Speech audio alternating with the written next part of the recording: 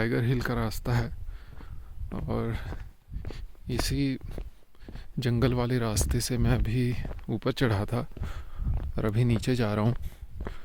जो कोई भी टाइगर हिल आया होगा दार्जिलिंग में उसको पता होगा कि मोस्टली लोग कैब करके ही आते हैं और उसकी पहले से मतलब बुकिंग करानी पड़ती है, पहले से उसका एक टोकन कटाना पड़ता है, तब जाके आप यहाँ आते हैं। तो मैं जहाँ स्टे किया था वहाँ से टाइगर हिल वॉकिंग में टोटल 6 किलोमीटर था। तो मैंने सोचा कि क्यों ना पैदल ही चला जाए। तो मेरा हमेशा से ये फ़लसफ़ा रहा है, हमेशा से ये मानना रहा है कि करो वही जहाँ तक कोई सोच भी ना पाए। करने की बात तो अलग है।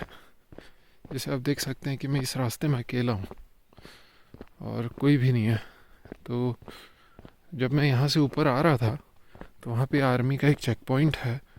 तो आर्मी वालों ने जो वहाँ सारी गाड़ियों को मतलब जो है पास कर रहे थे, तो उन्होंने मुझे रोका और कहा कि कहाँ जा रहे हो। मैं बोला टाइगर हिल घूम के आ रहा हूँ। तो बोलते अकेले पैदल हो। तो बोलते, मैं बोला ठीक है हाँ अकेला ही हूँ। तो बोलते हैं कि तो उतने टाइम जो है सुबह के 4 बजे थे और गुप्त अंधेरा था। तो मैंने कहा कि उन्होंने फिर मुझे कहा कि फ्लैश लाइट ऑन कर लीजिए, वाइल्ड एनिमल्स हैं, जंगली जानवर हैं रास्ते में। तो इस जंगली रास्ते से जब मैं सुबह आ रहा था तो आर्मी वालों का ये कहना कि फ्लैश लाइट ऑन करके ही जाना, रास्ते में वाइल्ड एनिमल्स मिलेंगे या वाइल्ड एनिमल्स हैं। तो थोड़ी सी मुझे घबराहट हो गई और मुझे तुंगनाथ ट्रैक याद आ गया, जहाँ मैं सुबह 4 बजे सनराइज़ देखने अकेले चला गया था, और वो भी कोरोना लॉकडाउन के टाइम पे। तो उस टाइम तो कोई भी नहीं था। यहाँ तो ऐसा था कि मैं जब सुबह वॉक करके आ रहा था तो बहुत सारी गाड़ियाँ जो टाइगर हिल में सनराइज़ देखने के लिए आ रही थी, तो वो मुझे दिख रही थी। तो सुबह 4 बजे जब मैं आ रहा था तो उस अंधेरे रास्ते में डर तो बहुत लग रहा था। मतलब मैं यही सोच रहा था जो मैं तुंगनाथ ट्रैक में सोच रहा था कि अगर कोई जंगली जानवर रास्ते में मिल गया, तो कोई भालू मिल गया, चीता मिल गया, गुलदार मिल गया, लेपर्ड मिल गया, कुछ भी मिल गया, तो मैं क्या करूँगा, मेरा रिएक्शन क्या होगा। क्या मैं शांति से चुपचाप बैठ जाऊँगा या रिएक्ट नहीं करूँगा या रिएक्ट करूँगा। तो बहुत सारे ऐसे कन्फ्यूजन्स मेरे दिमाग में चल रहे थे और 1-2 गाड़ियाँ पास हो रही थी तो मैंने लिफ्ट भी मांगा, पर सारी गाड़ियाँ फुल होके यहाँ आती हैं तो कोई लिफ्ट नहीं दे रहा था। तो फिर मैंने सोचा जो होगा चलो डेस्टिनी पे छोड़ देते हैं।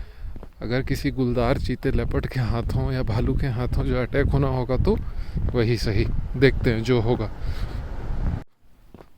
और मैंने कुछ इस तरह अपनी किस्मत को, अपने जीवन को अस्तित्व के सहारे छोड़ दिया। अब उसी के भरोसे था, जो होना होगा मेरे साथ होगा। तो इस मानसिकता के साथ मुझे नहीं लगता कि कोई और इस तरीके से ट्रैक करता होगा या सनराइज़ देखने आता होगा। तो वही है, करो वही जहाँ तक कोई सोच भी ना पाए। तो मैं बिल्कुल एडवाइस नहीं करूँगा कि कोई और इस तरीके का जोखिम उठाए, क्योंकि हर किसी का जो जीवन अलग तरह का होता है, हर किसी का लाइफ साइकिल बहुत अलग होता है, हर किसी का सोचने का तरीका बहुत अलग होता है, हर किसी का अभी तक जो उसने जीवन जिया होता है उसकी पूरी लाइफ साइकिल बहुत अलग होती है। और मेरी लाइफ साइकिल अलग है, तो बेटर है कि इससे बिल्कुल भी इंस्पिरेशन ना लिया जाए। बिकॉज हर किसी के मतलब जो है, हर किसी के हिम्मत की बात नहीं होती है कि ऐसा फियर फेस करे और उसको ईज़िली ओवरकम कर ले। मैंने 1-2 बार किया है, इसलिए मैंने इस बार भी कर लिया और अपने आप को पूरी ईमानदारी से अस्तित्व के सहारे छोड़ दिया और बड़े आराम से इस पूरे ट्रैक को पूरा किया। तो आज की इस वीडियो में इतना ही। आप सभी का बने रहने के लिए बहुत बहुत शुक्रिया।